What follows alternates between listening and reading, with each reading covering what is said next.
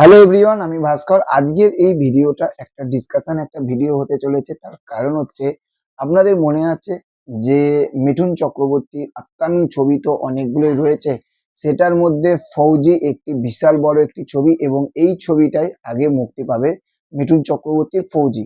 আজকে যে বিষয়টির উপরে কথা বলবো সেইটা হচ্ছে যে ফৌজি, এই ছবিটা না একটা ব্যাপক লেভেলের, মানে ব্যাপক লেভেলে, মানে কি যে এই রকম না, এই রকম হিউজ, এই রকম ব্যাপক লেভেলের এই ছবিটা বক্স অফিস কালেকশন আনতে চলেছে।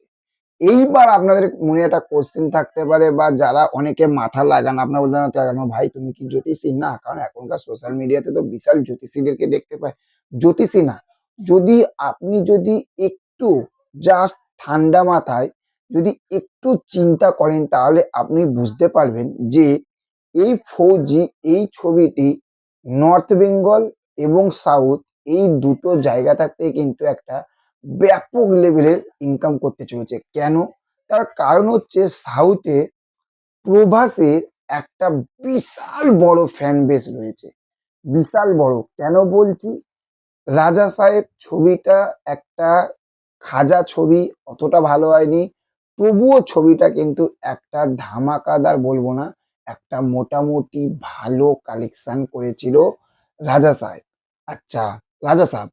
সেকেন্ড হচ্ছে আদিপুরুষ ছবিটা কারোর ভালো লাগেনি, তবুও প্রথম 3 দিনে একটা ধামাকাদার, ওটা বলতে হবে যে ধামাকাদার কালেকশন করেছিল। তার মানে আমরা এখান থেকে প্রথম পয়েন্ট হচ্ছে আমরা বুঝতে পারছি যে প্রভাসের কিন্তু সাউথে একটা বিশাল বড় একটা ফ্যান বেস রয়েছে। সেখান থাকতে ছবিটা হিট হওয়ার কিন্তু অনেকটা চান্স রয়েছে। সেকেন্ড হচ্ছে, ছবিটার গল্পটা যদি রাজা সাব, আদি পুরুষ এই রকম না হয়ে ছবিটার গল্পটা যদি মানুষকে যদি কানেক্ট করাতে পারে ভালোভাবে, তাহলে এই ছবিটার বক্স অফিস কোথায় যাবে আপনারা কল্পনা করতে পারছেন না। কি লেভেলের, কি জায়গায় যেতে পারে এই ছবিটার বক্স অফিস। সব থাকতে বড় যে বিষয়টা সেইটা হচ্ছে যে প্রভাসের সঙ্গে আমরা মিঠুন চক্রবর্তীকে দেখতে পাবো। এইবার হচ্ছে যে মিঠুনদার ফ্যান, এইখানে কিন্তু অঙ্কটা। মিঠুনদা এমন একজন মানুষ, সাউথে সে বই করেছে, সাউথে কিন্তু তার একটা ফ্যান বেস রয়েছে, কারণ মিঠুন চক্রবর্তীকে অল ওভার ইন্ডিয়া চেনে। যেরকম শাহরুখ খানকে চেনে, সলমান খানকে চেনে, সেরকম কিন্তু মিঠুন চক্রবর্তীকে চেনে। তাহলে সাউথে মিঠুন চক্রবর্তী কিন্তু একটা ক্রেজ রয়েছে। এইবার প্রভাস এবং মিঠুন চক্রবর্তী, এই দুজনকে দেখার জন্যই কিন্তু একটা ছবিটা একটা ব্যাপক লেভেলের হিট হতে চলেছে। তাহলে সাউথে প্রভাস তো রয়েছে, তার সঙ্গে মিঠুন চক্রবর্তী যোগ দিচ্ছে, তার সঙ্গে গল্পটা যদি ভালো হয় কানেক্ট, তাহলে বুঝতে পারছেন তো যে সাউথে কিন্তু একটা বাম্পার লেভেল কিন্তু একটা কালেকশন আসতে চলেছে। সেকেন্ড হচ্ছে এইখানে, ওটার যদি রিভিউ যদি ভালো আসে, এবং যারা রিভিউয়াররা রয়েছে এবং যারা দর্শকরা যারা দেখবে ছবিটাকে যদি ভালো বলে, তাহলে এইখানেও কিন্তু একটা প্রবাসের ভালো ফ্যান বেস রয়েছে। আর সাউথে যদি মিঠুন চক্রবর্তী যদি ফ্যান বেস থাকে, তাহলে ভাবুন যে বলিউড এবং হচ্ছে আমাদের ওয়েস্ট বেঙ্গল, কলকাতা, তাহলে কি রকম লেভেলে মিঠুন চক্রবর্তীর ফ্যান বেস রয়েছে। ব্যাপক লেভেলে, তার কারণ 8 থেকে 80 মিঠুন চক্রবর্তীকে কিন্তু আমরা সবাই ভালোবাসি, তাই তো? তো সেইখান থাকতে একটা সাউথ থাকতে, নর্থ বেঙ্গল, মানে আমাদের পুরোপুরি এখান থাকতে দুটো জায়গা থাকতে কিন্তু কালেকশন আসতে চলেছে। এবং গল্পটা যদি দুর্দান্ত হয়, গল্পটা যদি খাজা হয়, গল্পটা যদি কানেক্ট না করতে পারে, সেটা আলাদা বিষয়, তাই না? সেইটা আলাদা বিষয়।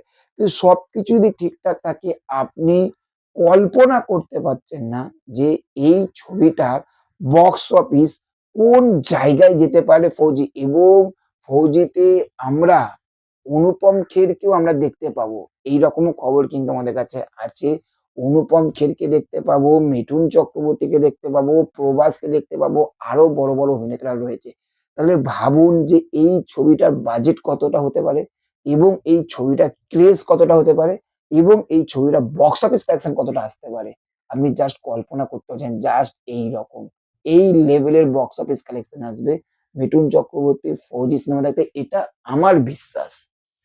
এবার যদি কোনো গন্ডগোল হয়, কিছু হয়, সেটা আলাদা বিষয়, তাই না? তবে এটা আমার বিশ্বাস যে একটা ধামাকাদার কিন্তু কালেকশন আসতে চলেছে মিঠুন চক্রবর্তী প্রভাসের অভিনীত ফৌজি সিনেমা থাকতে।